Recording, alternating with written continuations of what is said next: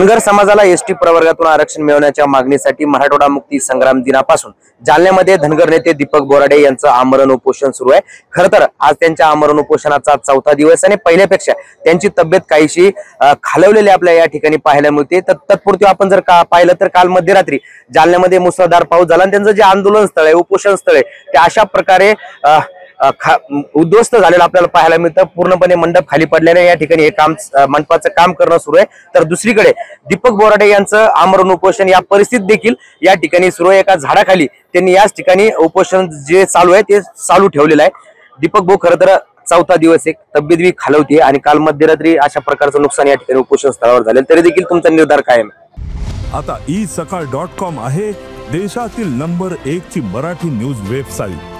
प्रत्येक अपडेटसाठी isakal.com ला नक्की भेट द्या।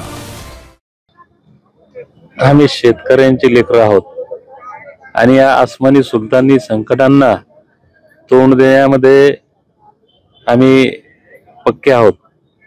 मेंढपाळ या वाऱ्या पावसामध्ये आपलं पाल घेऊन आज कोणत्या जंगलात, उद्या कोणत्या डोंगरावर, त्याच्यामुळे शेतकरी आणि मेंढपाळ या दोन्हींचा वसा असल्यामुळं हे स्ट्रॉंग आहे। रात्री इतका तुफान वादळी वाऱ्यासह मुसळधार पाऊस झाला, पण या मंडपातून 300-400 समाज बांधव या ठिकाणी होते। एकही माणूस इकडे तिकडे हल्ला नाही। तर हा दृढ संकल्प, दृढ निश्चय आता सर्वांनी केलाय। हा आता दीपक बोराडेचा लढा राहिला नाहीये, तर हा महाराष्ट्रातील 2.5-3 कोटी धनगर समाजाच्या अस्तित्वाचा, अस्मितेचा हा लढा आहे आणि प्रत्येक धनगर बांधव तो त्याच ताकदीनं लढणार आहे। दीपक भाऊ, आज चौथा दिवस आहे, प्रशासनाकडनं काही संपर्क झालाय का? कारण कोणी येताना दिसत नाही प्रशासनातलं आंदोलन। अजून तरी काही प्रशासनाचा संपर्क नाही। ते आमची परीक्षा पाहत असतील। रात्री निसर्गानं परीक्षा पाहिली। हे आसमानी संकट, ते सुलतानी सामना करायला आम्ही तयार आहोत। तुमची तब्येत खालवताना कुठेतरी धनगर समाजात आक्रमक होताना दिसतोय। 24 तारखेला इशारा सभेचं नियोजन करण्यात आलेलं आहे। समाज आक्रमक होणं साहजिक आहे। मी पहिल्या दिवशीच बोललो की जोपर्यंत माझा आवाज चांगला आहे, जोपर्यंत मी चालतो बोलतो, तोपर्यंत समाज ऐकणार आहे माझं। ज्या दिवशी माझं बोलणं कमी झालं, आवाज कमी झाला, मग समाजाचं कोण ऐकणार आहे? तर समाजाला माझी विनंती आहे, काही जरी झालं तरी आपण हे आंदोलन शांततेच्या आणि संविधानिक मार्गानंच पुढे न्यायचंय। आपल्यामुळं सामान्य जनतेला त्रास होईल, कायदा सुव्यवस्थेचा प्रश्न निर्माण होईल, पोलीस खात्याला त्रास होईल, असं करू नका। कारण मी स्वतः पोलीस खात्यात काम केलंय, त्याच्यामुळे पोलिसांच्या वेदना जाणतो। पोलिसांना त्रास होईल असं कोणत्याही समाज बांधवाने वागू नये, ही कळकळीची विनंती आहे। दीपक भाऊ, पुढील आंदोलनाची दिशा कशी आहे? जशी की आम्हाला माहिती मिळाली की 22 तारखेला जिल्ह्याभरामध्ये तहसील कार्यालयावरती निवेदन दिले जाणार, 24 ला सभा होणार का मोर्चा होणार, कसं नियोजन ठरलेलं आहे?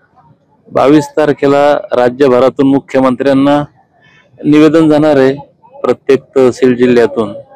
24 तारखेला जालन्यामध्ये एक इशारा मोर्चा आहे।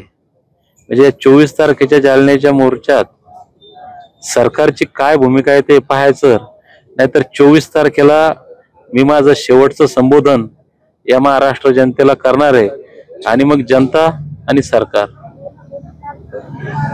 नक्कीच आपण जर पाहिलं तर धनगर समाजाला एसटी प्रवर्गातून आरक्षण मिळवण्याच्या मागणीसाठी दीपक बोराडे यांचं आमरण उपोषण सुरू आहे। आज त्यांच्या आमरण उपोषणाचा चौथा दिवस आहे। कुठेतरी धनगर समाजात आहे, जशी जशी दीपक बोराडे यांची तब्येत खालवत चाललेली आहे तसा धनगर समाज आक्रमक होताना आपल्याला पाहायला मिळतोय। 22 तारखेला तहसीलला निवेदन दिली जाणार आहेत, त्याचबरोबर 24 तारखेला जालन्यामध्ये धनगर समाजाचा इशारा मोर्चा होणार आहे आणि त्यानंतर मी माझं शेवटचं संबोधन करणार असल्याचं दीपक बोराडे यांनी म्हटलंय। आतापर्यंत सरकारकडनं कोणताही प्रतिनिधी किंवा प्रशासकीय अधिकारी यांनी दीपक बोराडे यांच्याशी संवाद साधलेला नाही। त्यामुळे 24 तारखेला इशारा मोर्चामध्ये दीपक बोराडे काय बोलतात, काय भूमिका जाहीर करतात, धनगर आंदोलनाची पुढील दिशा काय ठरवतात, हे बघणं महत्त्वाचं असणार आहे। अक्षय शिंदे, साम टीव्ही न्यूज, जालना। देश विदेशातील प्रत्येक घडामोडींचे लाईव्ह अपडेट मिळवण्यासाठी आता साम टीव्हीच्या सर्व सोशल मीडिया प्लॅटफॉर्मला लाईक, फॉलो आणि सबस्क्राईब करा. तसंच सर्व नोटिफिकेशनसाठी बेल आयकॉन प्रेस करायला विसरू नका.